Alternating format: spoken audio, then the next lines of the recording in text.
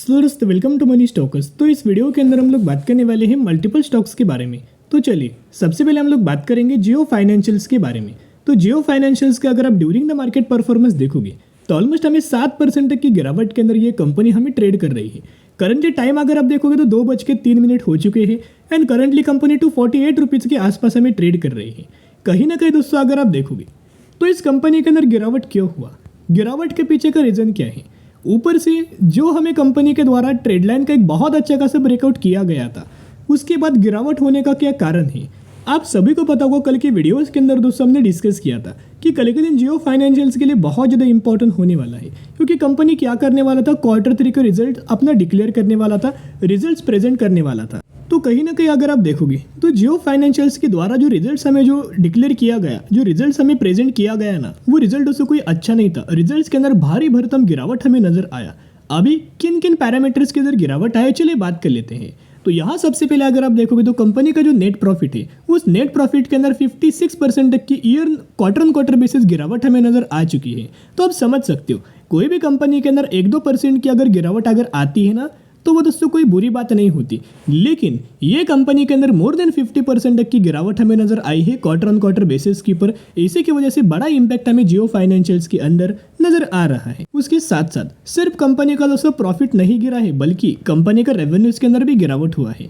जहां कंपनी का रेवेन्यूज देखोगे तो इसके अंदर 32% तक की क्वार्टर बेसिस गिरावट हुआ है। जहां कंपनी का पिछले क्वार्टर में 608 करोड़ के आसपास रेवेन्यू जनरेट किया था, और इस क्वार्टर में अगर आप ऑब्जर्व करेंगे तो 413 करोड़ के आसपास अपना रेवेन्यूज कंपनी ने जनरेट किया। तो कहीं ना कहीं जिसके अंदर 32% तक की गिरावट नजर आ चुकी है। उसके साथ साथ जो कंपनी का NII है, यानी कि नेट इंटरेस्ट इनकम, जिसके अंदर 44% तक की क्वार्टर बेसिस ग्रोथ हमें नजर आ चुके हैं। कहीं ना कहीं अगर आप देखोगे NII तो कंपनी का अच्छा है, लेकिन जो प्रॉफिट और कंपनी का रेवेन्यूज, इन दोनों पैरामीटर्स के अंदर बहुत ही ज़्यादा हमें गिरावट नजर आई है। कहीं ना कहीं यही रीजंस की वजह से हमें जियो फाइनेंशियल्स के अंदर आज के दिन हमें गिरावट नजर आ रही है। आप सभी को पता होगा अगर कोई भी कंपनी का रिजल्ट्स अगर आता है और मार्केट के एक्सपेक्टेशंस की हिसाब से फुलफिल नहीं करता, फिर आप बोल सकते हो कि मार्केट इसे बुरी तरीके से रिएक्ट करता है। जैसे कि फॉर एग्जांपल IT, तो IT सेक्टर का भी अगर आप नेट प्रॉफिट देखोगे या फिर रेवेन्यूज देखोगे तो कोई बहुत अच्छा खासा नहीं आया। लेकिन जो मार्केट हमें एक्सपेक्ट करके चल रहा था कि अगर कंपनी 10,000 करोड़ का रेवेन्यूज अगर जनरेट करे ना, फिर बहुत हुआ, ये बहुत अच्छी खासी बात होगा, हम लोग बहुत अच्छा खासा सरप्राइज होंगे। तो कहीं ना कहीं अगर वो कंपनी 9,999 अगर या प्रॉफिट आपने जनरेट करती है ना, तो आप समझ सकते हो ये कोई गिरावट नहीं होने वाली है, कि बल्कि बहुत अच्छा खासा पॉजिटिविटी बात है, और जहां मार्केट इसे बहुत ही ज़्यादा पॉजिटिवली रिएक्ट करेगा। लेकिन जियो फाइनेंशियल्स के अंदर बहुत ही ज़्यादा बुरी तरीके से हमें गिरावट हुआ है। तो आप समझ सकते हो इस वजह से हमें गिरावट नज़र आ रही है। जो आपको 7% के आसपास गिरावट नज़र आ रही है ना, ये बढ़ के 8 से 9% के आसपास थी। बेसिकली अगर आप डिलीवरीज देखोगे तो रिसेंटली यहाँ जो अपडेट्स है ना, ऑलमोस्ट हमें 1 बजे के आसपास ये अपडेट नजर आया, जिसके अंदर 56% तक की डिलीवरीज हमें जियो फाइनेंशियल्स के अंदर नजर आ रही है। तो चलिए, मेन बहुत सारे लोगों को डाउट्स है कि क्या सर हम लोग जियो फाइनेंशियल्स के अंदर क्या क्विट करके निकल जाए, क्या सेल करके एग्जिट करके क्या निकल जाए। ये बहुत सारे लोगों का सवाल होगा, ये बहुत सारे लोगों को डाउट्स होगा।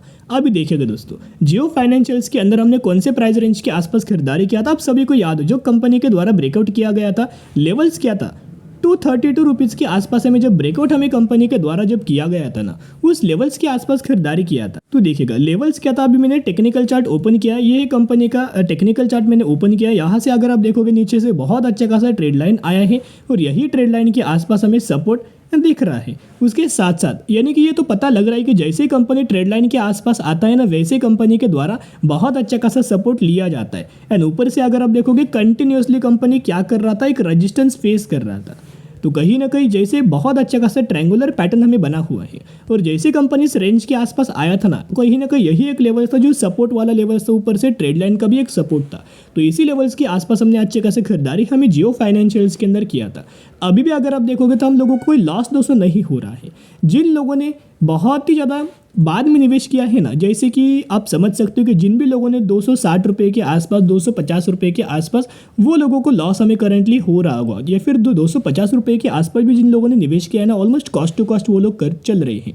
एक रिक्वेस्ट मैं आपके साथ करना चाहूँगा, एक डेटा मैं आपके साथ दिखाना चाहूँगा, जो डेटा दिखा के आपके अंदर बहुत अच्छा खासा कॉन्फिडेंस हमें बिल्डअप हो सकता है।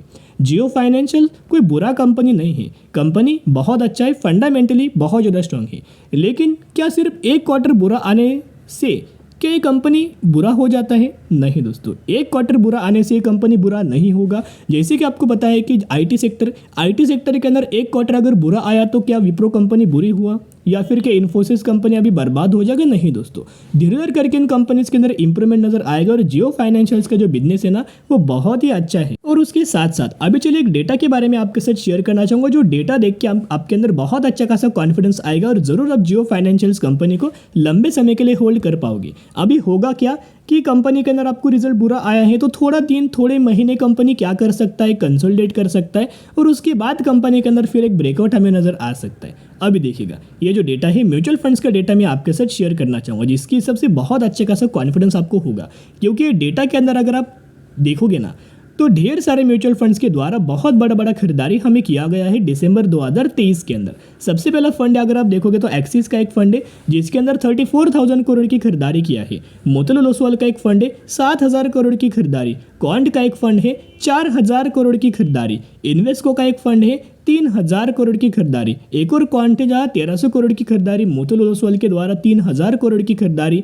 एंड मोतीलाल ओसवाल का एक और फंड है लार्ज कैप, उनके द्वारा भी 3,000 करोड़ की खरीदारी नजर आ रही है। उसके साथ साथ अगर आप इनका शेयर होल्डिंग पैटर्न देखोगे ना तो एक परफेक्ट शेयर होल्डिंग पैटर्न हमें जियो फाइनेंशियल्स का नजर आए हैं। देखिएगा, बेसिकली इनका अगर आप प्रमोटर्स का होल्डिंग देखोगे तो ऑलमोस्ट हमें 47% तक के प्रमोटर्स यहाँ होल्ड कर रहे हैं, ये भी बहुत बढ़िया है। एफआईज के द्वारा 21% का स्टेक होल्ड कर रहे हैं, ये भी बहुत अच्छी खासी बात है। डीएसबी इस कंपनी के अंदर 13 से 14% का स्टेक होल्ड कर रहे हैं, गवर्नमेंट के द्वारा 0.13 और पब्लिक के द्वारा 17 से 18। तो कहीं ना कहीं अगर आप देखोगे प्रमोटर्स भी अच्छे खासे हैं, डिसेंट है। एफआईज के द्वारा और डीआईएस के द्वारा भी बहुत अच्छी खासी खरीदारी किया है। इनफैक्ट म्यूचुअल फंड भी लगातार दोस्तों निवेश कर रहे हैं। तो एक रिक्वेस्ट मैं आपके साथ करना चाहूँगा, अगर दोस्तों ये कंपनी बुरा होता, अगर ये कंपनी आने वाले फ्यूचर में अच्छा परफॉर्म नहीं करेगा तो क्यों इसके अंदर एफआईज की खरीदारी हुआ है, डीआईएस की खरीदारी हुआ है और क्यों लगातार म्यूचुअल फंड्स निवेश कर रहे हैं? सही बात है दोस्तों, कोई अपनी पैर पर कुल्हाड़ी को और क्यों मारेगा, समझ सकते हो। तो कहीं ना कहीं कंपनी अच्छा है, सिर्फ क्या हुआ कंपनी ने बुरा रिजल्ट परफॉर्म किया है, इसी की वजह से कंपनी के अंदर गिरावट हमें नजर आई है। अभी निवेश करने का अच्छा मौका है, जैसे जैसे कंपनी गिरावट के अंदर मिले वैसे वैसे कंपनी के अंदर एसआईपी करना एंड लॉन्ग टर्म के लिए होल्ड करना। शॉर्ट टर्म में आपको मुनाफा कंपनी के अंदर मिलना बहुत ही ज़्यादा चांसेस कम है, लेकिन लॉन्ग टर्म में कंपनी बहुत अच्छा खासा मल्टीबैगर रिटर्न हमें शेयर होल्डर्स को दे सकती है। तो चलिए अभी हम बात करेंगे अगली कंपनी के बारे में जिसका नाम है आईईएक्स। तो आईईएक्स की अगर बात की जाए तो इस कंपनी का नाम आप देख सकते हो इंडियन एनर्जी एक्सचेंज, जहां इस कंपनी के अंदर हमें आज के दिन आधे % तक की तेजी हमें नजर आई है। 165 रुपीज के आसपास हमें कहीं ना कहीं आईईएक्स ये कंपनी ट्रेड कर रही है। तो कहीं ना कहीं आईईएक्स के अंदर देखोगे ना तो कंपनी का एक बहुत अच्छा खासा रजिस्टेंस था, उस रजिस्टेंस को कंपनी के द्वारा क्या हुआ, एक ब्रेकआउट किया, रिटेस्ट किया और यही लेवल्स के आसपास अभी आईईएक्स हमें होल्ड करते हुए दिख रहा है। जिस तरीके से कंपनी के द्वारा जो प्राइस एक्शन हमें बना हुआ है ना, ये बियरिश प्राइस एक्शन नहीं है दोस्तों, ये बुलिश प्राइस एक्शन है। और एज पर द डेटा, जितने सारे डेटा हमें नजर आए ना उस हिसाब से अगर आप देखा जाए तो आईईएक्स का कंपनी का रिजल्ट बहुत अच्छा खासा आ सकता है। अभी क्यों? जैसे कि आपको पता है कि आईईएक्स कंपनी बिजनेस क्या करता है, पावर को कंपनी एक्सचेंज करता है, एनर्जी को भी कंपनी एक्सचेंज करता है। जितना ज़्यादा बेनिफिट पावर सेक्टर को होगा उतना ज़्यादा बेनिफिट आईएक्स को भी होगा, क्योंकि ये कंपनी पावर को ट्रेड करता है। और जितना ज़्यादा बेनिफिट एनर्जी सेक्टर को होगा उतने शानदार तरीके से बेनिफिट आईईएक्स को भी होगा, क्योंकि ये कंपनी क्या करता है, एनर्जी को एक्सचेंज करता है। तो कहीं ना कहीं अगर आप देखोगे दोनों सेगमेंट के अंदर आने वाले फ्यूचर में ग्रोथ आने वाली है। पावर का ऐसा बोला जा रहा है, प्रेडिक्शन है कि आने वाले सालों में बहुत ज़्यादा डिमांड होने वाला है। एनर्जी का ऐसा बोला जा रहा है कि आने वाले सालों में बहुत ज़्यादा डिमांड है। और इन दोनों सेगमेंट के अंदर आईईएक्स दोस्तों ये एक्सचेंज करता है। तो आप समझ सकते हो उस हिसाब से जितना कंपनी लगातार दोस्तों कंसोलिडेट कर रहा है ना, होल्ड कर रहा है, उतना बहुत अच्छा खासा डिलीवरीज हमें आईईएक्स के अंदर नजर आ रहा है। जहां ऑलमोस्ट ड्यूरिंग द मार्केट 40% तक की डिलीवरीज हमें आज के दिन नजर आ चुकी है। उसके साथ साथ अभी मार्केट क्लोज होने के लिए ऑलमोस्ट हमें 1.5 घंटा दोस्तों बचा हुआ है। तो आप समझ सकते हो ये 40% तक की होल्डिंग बढ़ के 50 से 60% तक की भी होल्डिंग हमें हो सकती है, जिसके अंदर हमें म्यूचुअल फंड्स के द्वारा भी अच्छी खासी खरीदारी हो रहा होगा, एज वेल एज एफआईडीएस के द्वारा भी अच्छा खासी खरीदारी हमें हो रहा होगा। ओवरऑल कंपनी कोई बुरा नहीं है। कंपनी का ओवरऑल अगर आप रेवेन्यूज देखोगे तो लगातार कंपनी का रेवेन्यूज के अंदर जंप था, लेकिन अगर आप 2022 और 2023 के अंदर देखोगे तो ऑलमोस्ट हमें थोड़ा बहुत रेवेन्यूज हमें घट चुका है, लेकिन कोई बहुत बड़ा डिफरेंस नजर नहीं है। उसके साथ साथ अगर आप आईएक्स का प्रॉफिट भी देखोगे तो प्रॉफिट्स के अंदर भी लगातार 200 ग्रोथ आ रहा था, लेकिन 2022 से लेकर 2023 के अंदर देखोगे तो थोड़ा बहुत हमें इनके प्रॉफिट्स के अंदर हमें फॉल है। 209 करोड़ से घट के 309 करोड़ से घट के 306 करोड़ के आसपास हुआ। तो कहीं ना कहीं अगर आप देखोगे कि ईयर ऑन बेसिस है, तो जो प्रॉब्लम्स हमें हो रहा है ना वो क्वार्टर ऑन क्वार्टर बेसिस है। ईयर ऑन बेसिस दोस्तों कोई प्रॉब्लम नहीं है। जैसे company quarter on quarter basis perform करेगा वैसे उसका रिएक्शन हमें ईयर ऑन बेसिस नजर आएगा। तो जिस हिसाब से एक पॉइंट नोट करना, प्रिडिक्शन भी दिया गया था कि आने वाले 2030 तक पावर का जो डिमांड है बहुत ज़्यादा बढ़ने वाला है और गवर्नमेंट स्पेशली एनर्जी सेगमेंट के अंदर बहुत बड़े बड़े इन्वेस्टमेंट कर रहा है, तो जिसका ओवरऑल बेनिफिट आईएक्स को बहुत अच्छे खासा नजर आ सकता है। उसके साथ साथ अगर आप म्यूचुअल फंड्स का डेटा देखोगे तो ये दिसंबर महीने का डेटा है, जिसके अंदर 32 म्यूचुअल फंड्स की खरीदारी एंड 18 म्यूचुअल फंड्स की बिकवाली नजर आ चुकी है। जहां अगर आप लगातार ऑब्जर्व करेंगे तो लगातार म्यूचुअल फंड्स के द्वारा खरीदारी हमें हो रही है आईईएक्स के अंदर। उसके साथ साथ अगर आप म्यूचुअल फंड्स का आईईएक्स के अंदर हर एक महीने का मंथ का डेटा अगर आप कंपेयर करेंगे ना, तो सेम डेटा हमें म्यूचुअल फंड्स का विप्रो इस कंपनी के अंदर, इन्फोसिस इस कंपनी के अंदर भी नजर आ रहा था। जुलाई देखोगे खरीदारी, अगस्त के अंदर भी, सितंबर, अक्टूबर, नवंबर, दिसंबर,